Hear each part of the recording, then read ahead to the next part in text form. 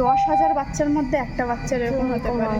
আচ্ছা, rarest case. শুধুমাত্র ওই যে ফিচার্স, তুমি আগে হচ্ছে এই arch eyebrow plus joint eyebrow, এই যে, আর এর আইল্যাশেসগুলো লং অ্যান্ড কার্লি, এর যে ফুল হেয়ারি কার্লি হেয়ার, প্লাস হচ্ছে back side back of the মানে পুরো ফুল হেয়ারি বাচ্চাটা।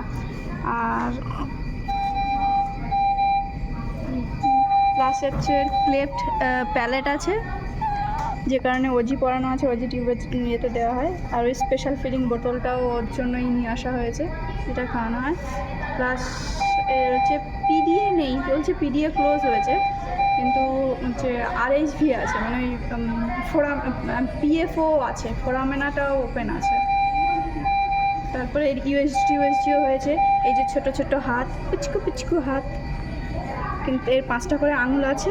অনেকের আবার 3টে থাকে। হ্যাঁ, অনেক বাচ্চার 5টা আঙুল হয় না, বা সিন্ডাকটাইলই হয়, পলিথেকটাইল হয় না, সিন্ডাকটাইল।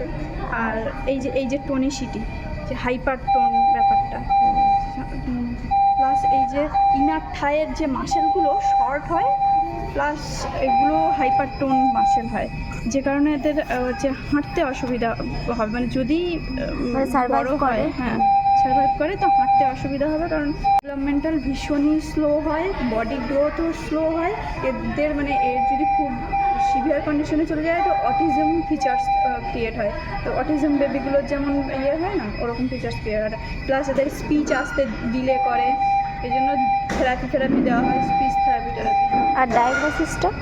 ডায়াগনোসিস হ্যাঁ, কর্নিয়া ডি লার্জ।